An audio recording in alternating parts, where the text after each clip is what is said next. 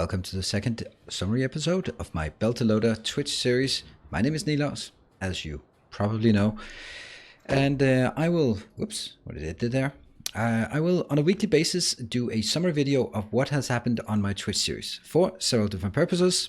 The first one is, obviously, I want more people to come on over to Twitch, hang out while I'm streaming live, and a good way to do that is to make sure that you, the YouTube audience, is also aware that I'm actually streaming something on Twitch as well. And second of all is, of course, to catch everyone up if you've been living under a rock for the last week and you want to catch up on what's going on in the series without watching 20 hours of stream content. I mean, why wouldn't you? Right, so let's go through the motions of this. Just short recap for the very basics of what we are doing in this series. I recommend checking out the first episode, but we should just briefly mention here we're playing on the DangOreus or whatever we want to call it.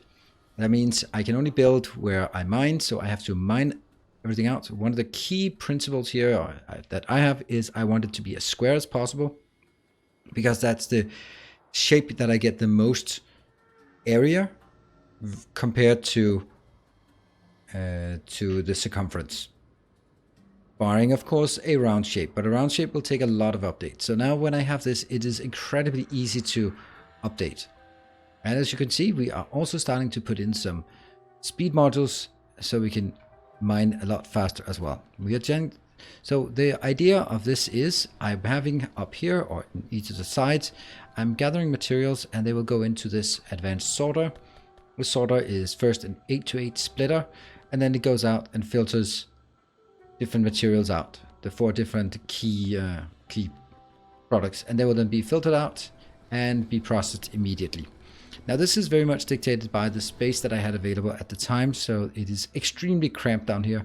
When we built this one, first, there was no room for any storage, but then we built the second one, we did manage to just squeeze in a small storage, but there's still not enough room. We still have our sort of main intersection here across the middle with our sacred path, and I've paved everything for several reasons to make myself walk ever so slightly faster, and of course because it's beautiful. No, also because that's a good way of consuming materials. You can see here, the iron is just not even keeping up fast enough. We have these very, very compact builds that I've just stamped down. They're very compact and I really like them.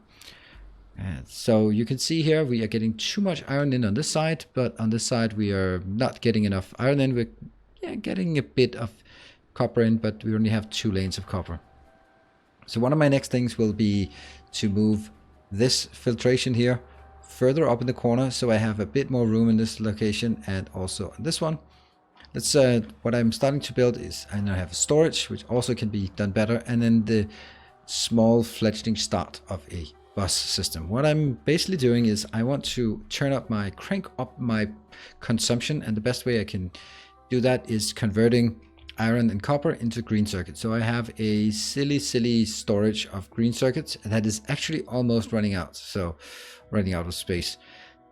That's gotta be an issue until we start actually consuming these. We also have these cars around here. They are full of green circuits from sort of an earlier build, but at the end of the day, it's starting to look a bit like a bus. So we have our hub here, the hub 1 and 2 that I always put in.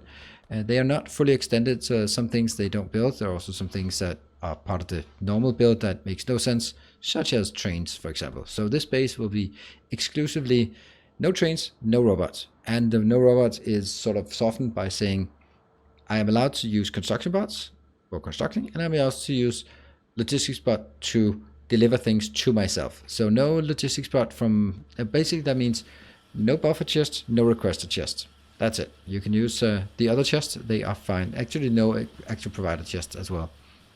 Now, we have our green circuit. We have blue science here, but that is a bit of a hack. We have our small science facility, red and green science. So these are working, and they are just heading in here.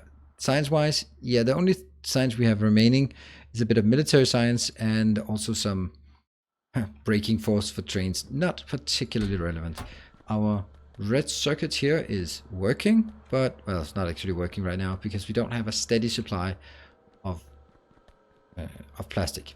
And now if we look Yeah, basically all of our stone is being processed and just made into landfill, so we can landfill. I have made a decision between last stream and now that I feel that if I go here and tap this location, then suddenly I get a monstrous sized location that I can just build on, and then at this point it will completely defeat the purpose of expanding my mining operation. So what I will do is, you can see I've landfilled this part. I will not go out here, and then as soon as I'm in here, I can basically just move the entire base over here, and I have plenty of space. So no, what I want to do is actually, I want to constrain it here, but as I reach out here, I can start taking that location into use. So if the edge is here, then I get this area for free, but it doesn't mean that I can take up all of the space out here, because then the key design attribute of this series is actually just disappearing if I do that. So I don't like that. Now here we have currently 223 little mining dudes, and lovely here they are just working their ass off, or whatever they're working off, to keep the mining operation going and producing a lot of stuff. They're actually really eager and effective at mining. So these are moved up, and I've kind of settled into having these down here where I just reassign them to wherever I think I need it the most. For example, now I would probably put the iron to harvest in the middle, while I take the left hand side, the right hand side, and the top side to be with miners. I think that's a good way because they don't mix very well. Also, I could take it out to this location. Let me just jump up there, because we have started building a small plastic facility, but it is not very good. This is another one of those big concerns here. We can just pick up a bit of plastic from these plastic cars, and that's about it. So these are working, but we're not getting enough oil from this location. That's a pretty big problem. So what I did last time was I started finding my way, because we are getting a ton of coal in the coming mining sweeps here. Lots and lots of coal. And that's currently just being stacked up here, which is not great. But what if we use this for getting the coal liquefaction, which is the only purple science that we have done. We just manually hacked it together.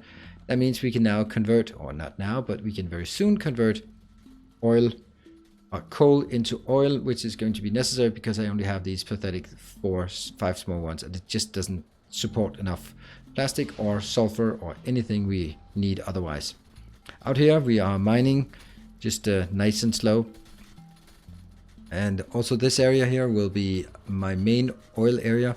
So what I need to do is just take more lines here, just push this location out so we can get more inbound. So I'll just pick these up just for the hell of it, so we can see that it's operational. What I'm also doing is I am trying to make this part here, just slowly mining my way in, so that we can, oops, why are they, oh right, they're, I wanted them to turn the other way. Now there's not much point in this yet, because I can only reach as far out as the closest substation can reach. So there will be a limit, as this is the limit, and we're going to get again a ton of stone bricks. Also, I am doing mining here, and as we can see, it is actually paying off, and that should be allowing that one to go in. These two are now available, and this one has 300 left, so there's still some things to do. We can put these in here. So this one still needs to mine a bit more, and then this one also needs to mine a bit more. It's almost running out, unfortunately, of copper or coal, sorry. So yes, that is what we do, so we can have more of a steady power supply that way. I mean, this one as well will just be widened and generate a big space out here. So on the next couple of episodes, the couple of streams, our objective now, first I should say, the progress is very slow, painfully slow, because there's a lot of just moving this line out, moving this line out, moving this line out, which is really cool because I like that slow progress. So even though it's a completely vanilla build, it doesn't feel very vanilla-like because of the decisions we have to make and compromises. So I'm going to make this into probably a better coal location, or alternatively, well, I'm going to take this and draw a few lines of coal out because there's no coal on this side yet. Draw it in here and then convert it into a big coal location. So making coal liquefaction and moving these two further up so I get a much crisper and balanced input to the bus will be my main next tasks. And then of course it's continue to scale up with purple science. We still have a lot of purple science active here, and after that yellow science. Then from there on we can really start cranking it up, because right now it's just very slow, very pathetic builds, but it's getting there. Pollution wise we are doing well. Power wise also not really a problem. That's a surprisingly little problem, so we can easily throw modules everywhere we like it. Now, so that's basically where we are. We've built a good infrastructure, but it's still filled with lots and lots of hacks. And over the next episodes, week or so, I expect that we will get fewer hacks, more crisp builds, and we'll have a more steady supply of plastic, so that we can also lead that into the bus and start making red circuits and blue science from this, purple science, and maybe even blue circuits and yellow science. Man, did I just hit all of the colors correctly and denote all the science and circuits correctly? I think that's a first. Anyway, so on that high note, I think we'll wrap up this summary episode. And as always, I'll remind you, do come by on Twitch. I stream both non-Factorio in the morning and usually Factorio in the evening, but not every day. Also other games. So thank you for your support, both here on YouTube and also on Twitch. And I'll see you guys either here, there, or on Discord. Thank you for watching. Until next time, stay effective.